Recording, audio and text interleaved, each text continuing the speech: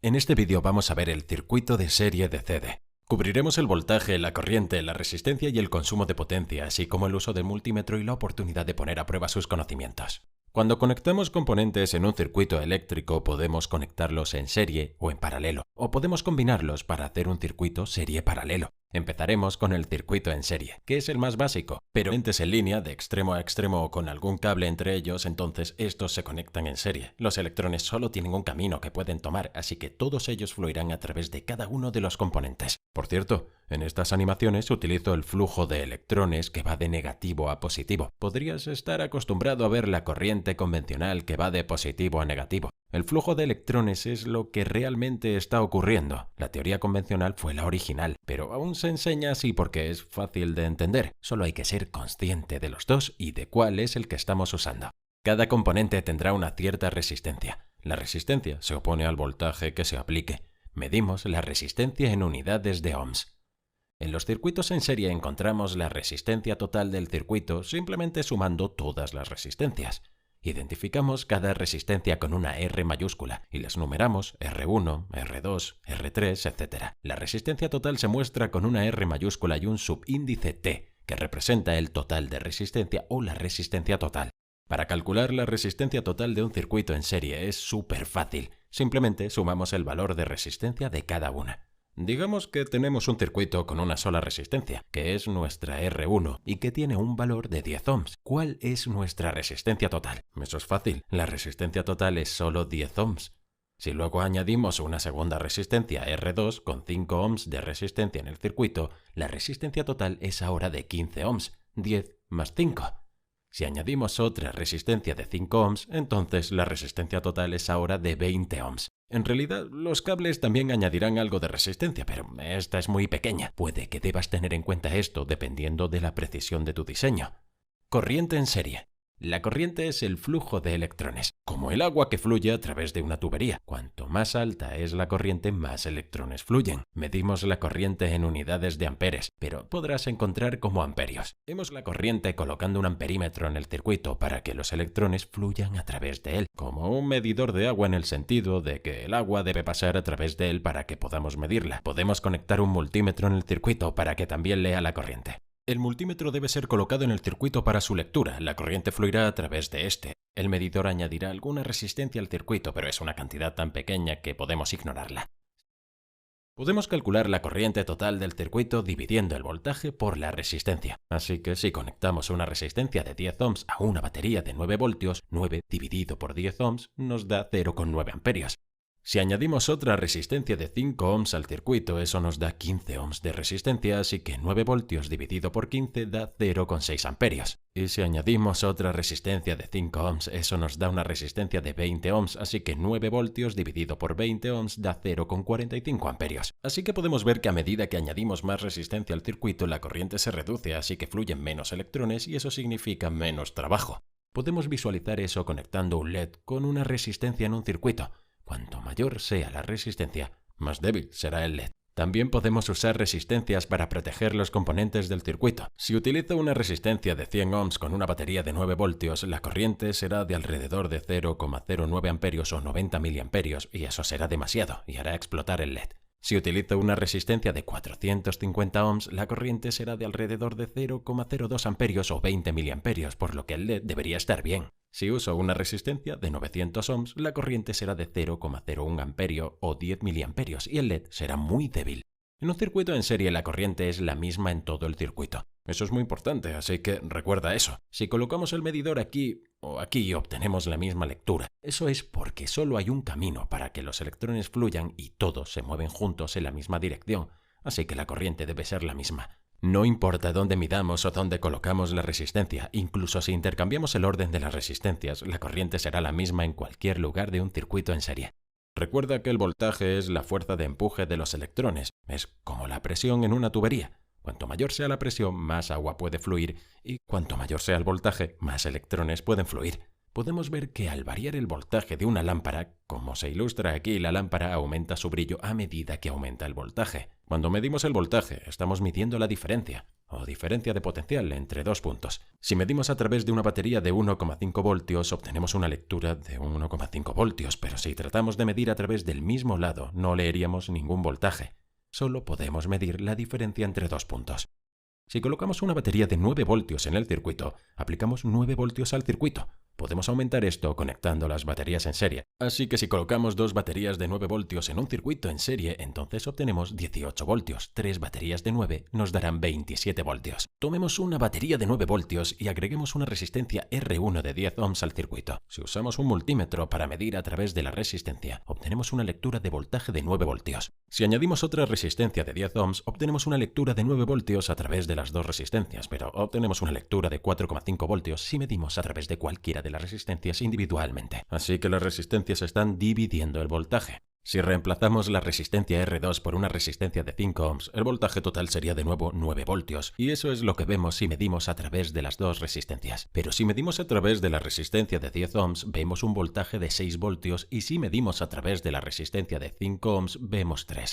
Si añadimos otra resistencia R3 de 5 ohms en el circuito, obtenemos de nuevo una caída total de voltaje de 9 voltios a través de las tres resistencias. A través de la resistencia de R1 de 10 ohms leemos 4 voltios y medio. A través de la resistencia R2 de 5 ohms leemos 2,25 voltios y a través de la última resistencia R3 de 5 ohms vemos de nuevo 2,25 voltios. Podemos combinar estas lecturas para encontrar el voltaje en diferentes partes del circuito. Por ejemplo, si medimos desde la batería y a través de R1 vemos 4,5 voltios. Si medimos desde la batería a través de R1 y R2 obtenemos 6,75 porque 4,5 más 2,25. Así que a diferencia de la corriente, que es la misma en todo el circuito, el voltaje será diferente en todo un circuito en serie. Esto nos muestra que el voltaje es reducido por cada resistencia, por lo que la resistencia crea una caída de voltaje. Ese es el propósito de la resistencia, reducir el voltaje o la presión. Lo que sucede es que la resistencia crea un camino más difícil para que los electrones fluyan a través de ella y a medida que fluyen chocarán con otros electrones. Esta colisión convertirá la energía en calor. La misma cantidad de electrones entrarán y saldrán de la resistencia, solo que tendrán menos energía o presión ya que hay una caída de voltaje. Podemos calcular la caída de voltaje a través de cada resistencia individualmente multiplicando la corriente total del circuito por la resistencia del componente. Recuerde que en los circuitos en serie la corriente es la misma en cualquier parte del circuito. La caída total de voltaje será el total de todas las caídas de voltaje individuales combinadas. En el primer circuito había una resistencia de 10 ohms por sí sola. El circuito tenía una corriente de 0,9 amperios, así que 0,9 por 10 ohms es igual a 9 voltios. La caída de voltaje a través de la resistencia es por lo tanto de 9 voltios, la misma que la fuente de voltaje. El segundo circuito tenía una resistencia de 10 ohms y una de 5 ohms juntas, por lo que la caída de voltaje de la primera resistencia es de 0,6 por 10 ohms igual a 6 voltios.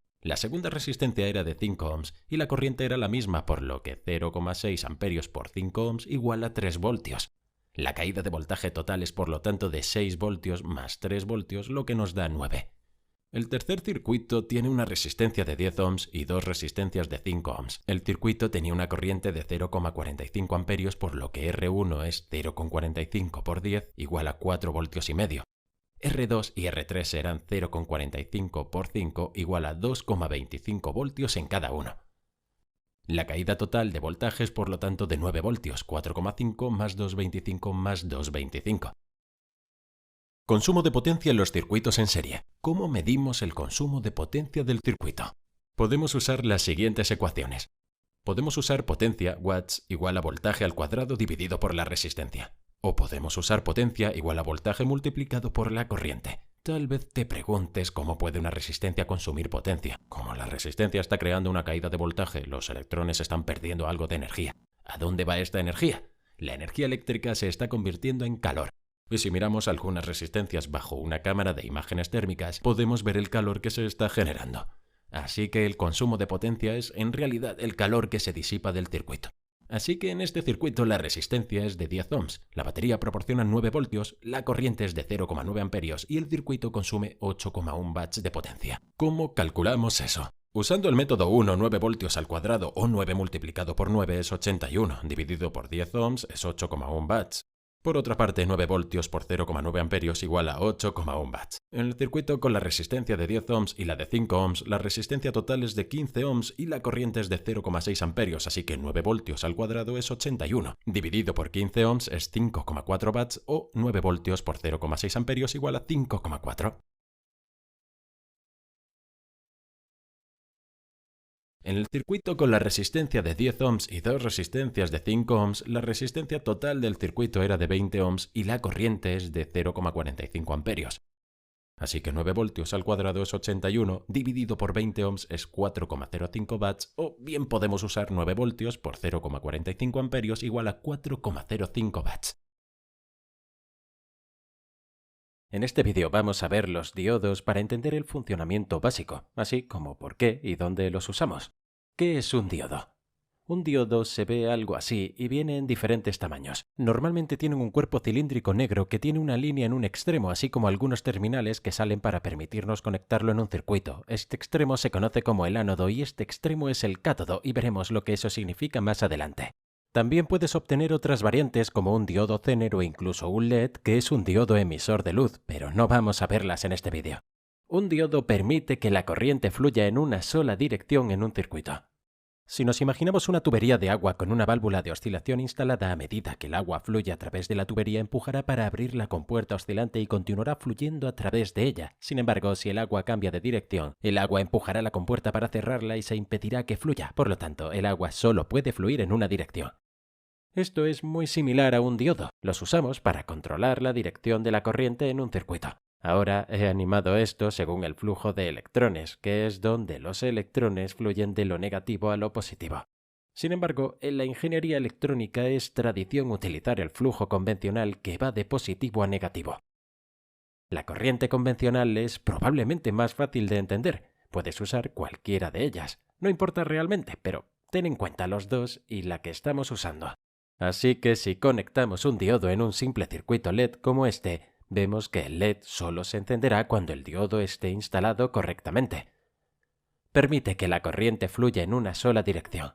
Así que, dependiendo de la forma en que esté instalado, puede actuar como un conductor o un aislante. El extremo rayado está conectado al negativo y el extremo negro está conectado al positivo para que actúe como conductor. Esto permite que la corriente fluya. Lo llamamos polarización directa. Si giramos el diodo actuará como un aislante y la corriente no puede fluir. A esto lo llamamos polarización inversa.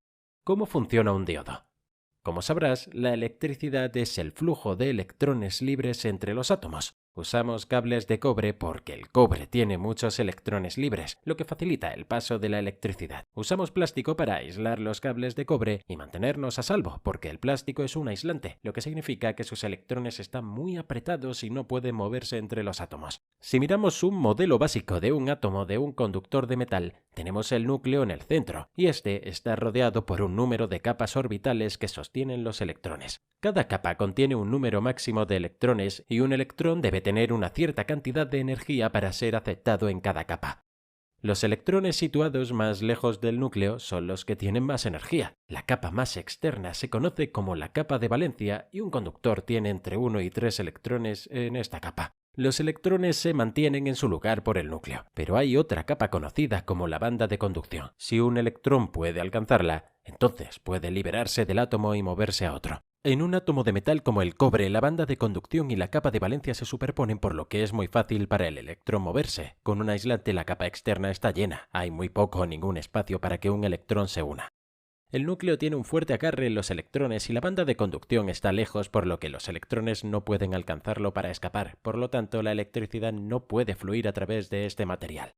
Sin embargo, hay otro material conocido como semiconductor. El silicio es un ejemplo de un semiconductor. Con este material hay demasiados electrones en la cubierta exterior para que sea un conductor, por lo que actúa como un aislante. Pero como la banda de conducción está bastante cerca, si proporcionamos algo de energía externa, algunos electrones ganarán suficiente energía para hacer el salto de la valencia a la banda de conducción para liberarse. Por lo tanto, este material puede actuar como aislante o como conductor. El silicio puro casi no tiene electrones libres, así que lo que hacen los ingenieros es dopar, agregar impurezas al silicio con una pequeña cantidad de otros materiales para cambiar sus propiedades eléctricas. A esto lo llamamos dopaje de tipo P y tipo N. Combinamos estos materiales dopados para formar el diodo. Así que dentro del diodo tenemos las dos terminales, el ánodo y el cátodo, que se conectan a unas placas delgadas. Entre estas placas hay una capa de silicio dopado tipo P en el lado del ánodo y una capa de silicio dopado tipo N en el lado del cátodo. Todo ello está encerrado en una resina para aislar y proteger los materiales.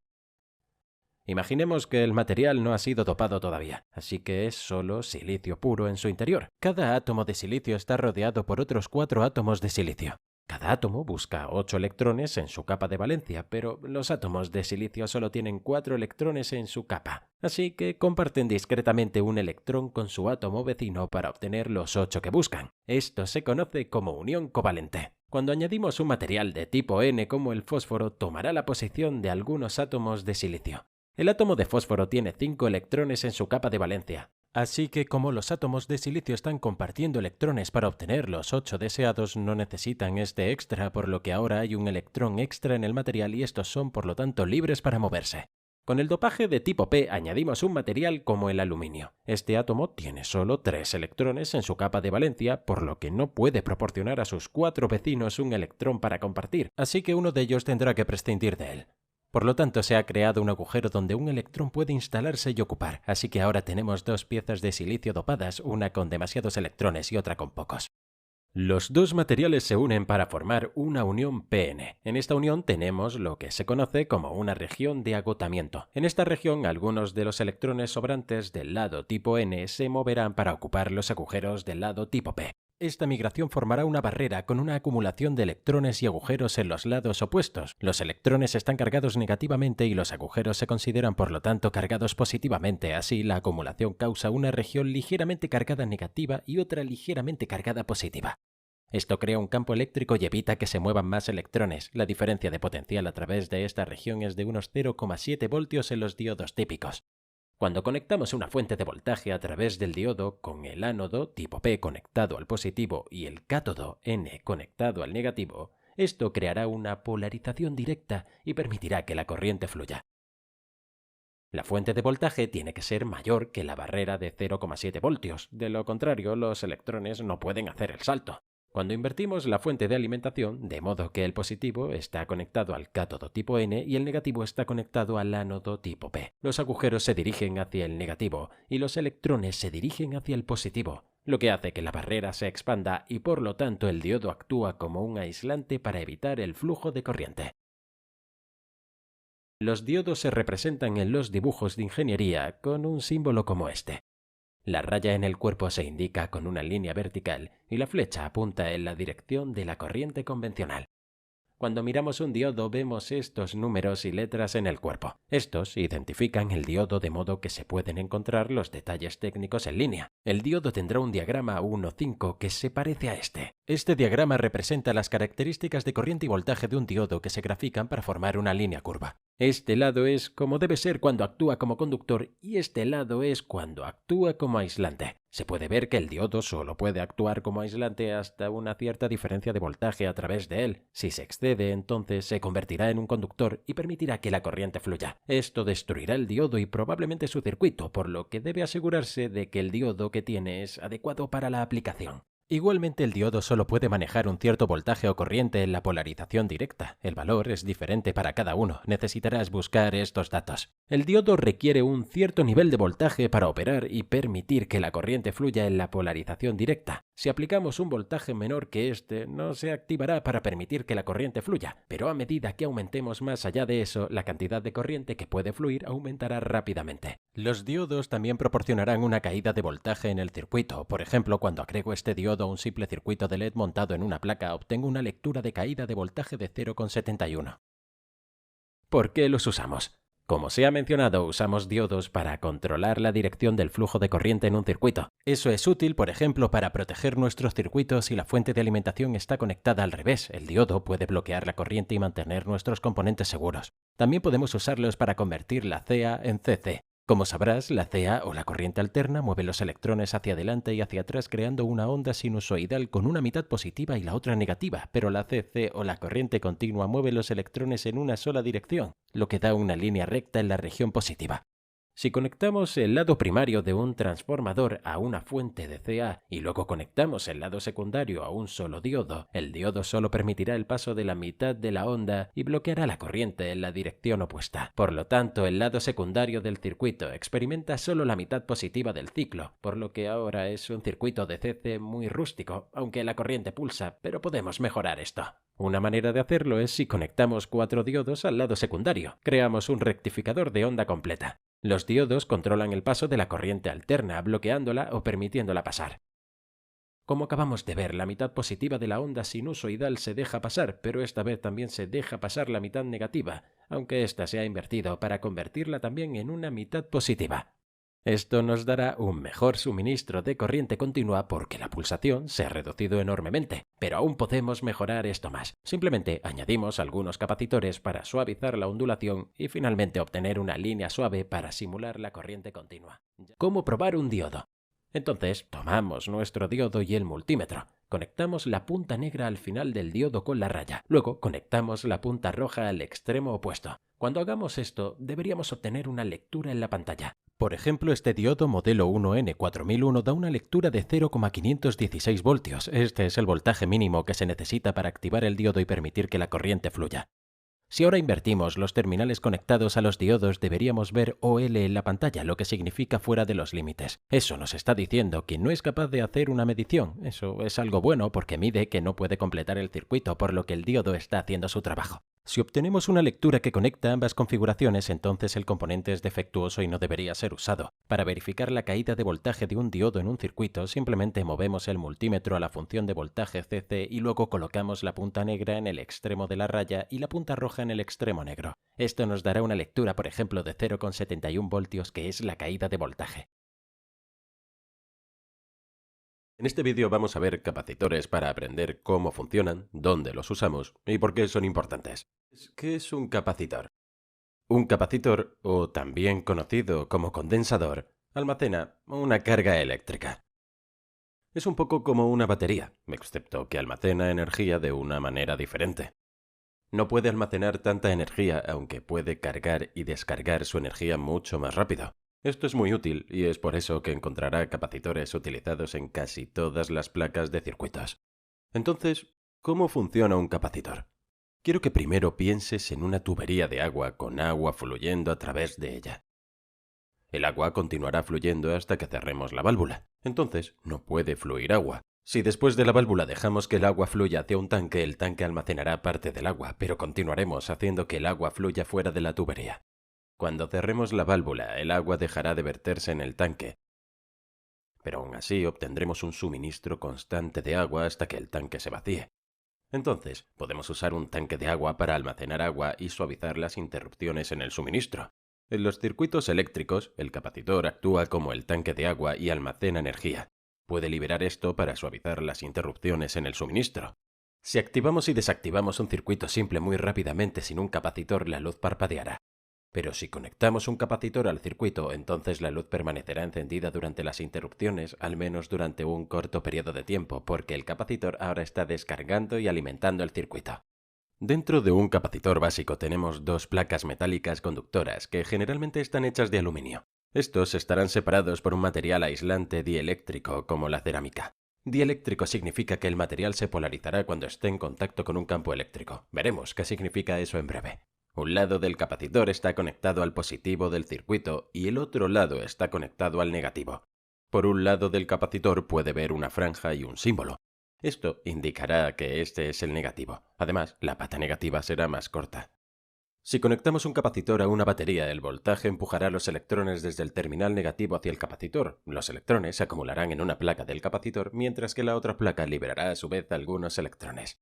Sin embargo, los electrones no pueden pasar a través del capacitor debido al material aislante. Finalmente, el capacitor tiene el mismo voltaje que la batería y no fluirán más electrones. Ahora hay una acumulación de electrones en un lado. Esto significa que hemos almacenado energía y podemos liberarla cuando sea necesario. Debido a que hay más electrones en un lado en comparación con el otro y los electrones están cargados negativamente, esto significa que tenemos un lado que es negativo y un lado que es positivo, por lo que hay una diferencia de potencial o una diferencia de voltaje entre los dos. Podemos medir esto con un multímetro.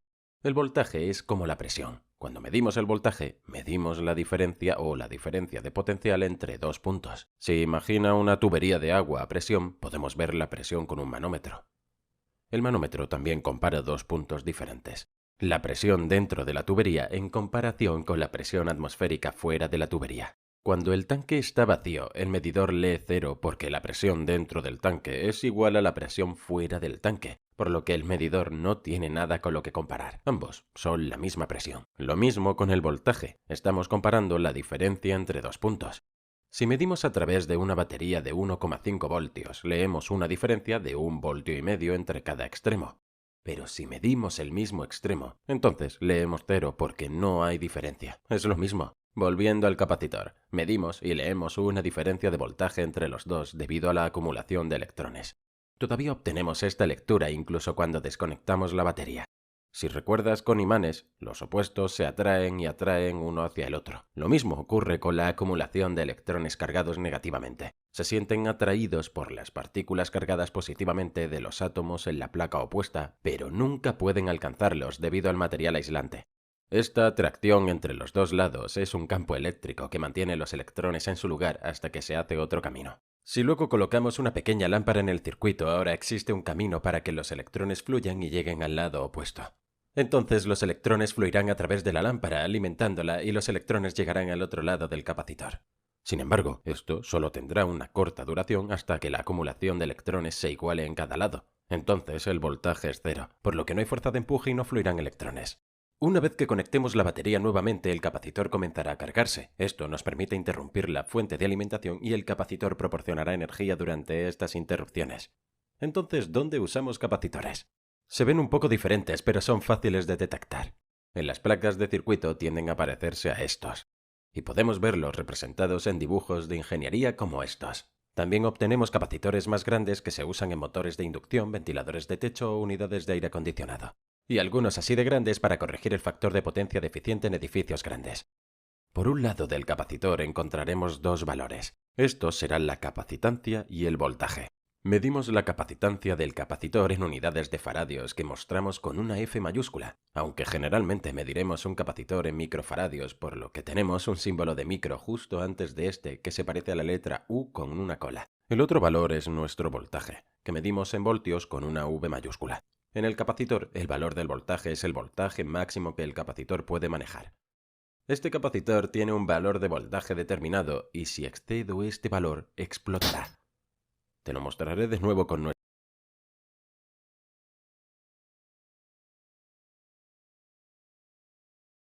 Una de las aplicaciones más comunes de capacitores en grandes edificios es para la corrección del factor de potencia. Cuando se colocan demasiadas cargas inductivas en un circuito, las formas de onda de corriente y voltaje no estarán sincronizadas entre sí y la corriente se quedará atrás del voltaje. Luego usamos bancos de capacitores para contrarrestar esto y volver a alinear los dos. Otra aplicación muy común es suavizar los picos de voltaje al convertir AC a DC. Cuando usamos un puente rectificador completo, la onda sinusoidal de AC se voltea para hacer que el ciclo negativo fluya en una dirección positiva. Esto engañará al circuito para que piense que está recibiendo corriente continua. Pero uno de los problemas con este método son las brechas entre los picos. Pero como vimos anteriormente, podemos usar un capacitor para liberar energía en el circuito durante estas interrupciones, y eso suavizará la fuente de alimentación para que se parezca más a una fuente de DC. Podemos medir la capacitancia y el voltaje almacenado usando un multímetro. No todos los multímetros tienen la función de capacitancia, pero dejaré un enlace a continuación para el modelo de multímetro que yo utilizo. Debe tener mucho cuidado con los capacitores, ya que ahora sabemos que almacenan energía y pueden mantener alto voltaje durante mucho tiempo, incluso cuando están desconectados de un circuito. Para verificar el voltaje cambiamos a voltaje de DC en nuestro medidor y luego conectamos el cable rojo al lado positivo del capacitor y el cable negro al lado negativo. Si obtenemos una lectura de varios voltios o más, entonces deberíamos descargarla conectando de manera segura los terminales a una resistencia y continuar leyendo el voltaje. Queremos asegurarnos de que se reduzca al rango de milivoltios antes de manipularlo, de lo contrario podremos recibir una descarga. Para medir la capacitancia simplemente cambiamos el medidor a la función de capacitor. Conectamos el cable rojo al lado positivo y el cable negro al lado negativo. Después de un breve tiempo el medidor nos dará una lectura. Probablemente obtendremos una lectura cercana al valor indicado, pero no exacta. Por ejemplo, este tiene un valor de 1000 microfaradios, pero cuando lo leemos obtenemos una medición de alrededor de 946. Este tiene un valor de 33 microfaradios, pero medimos alrededor de 36.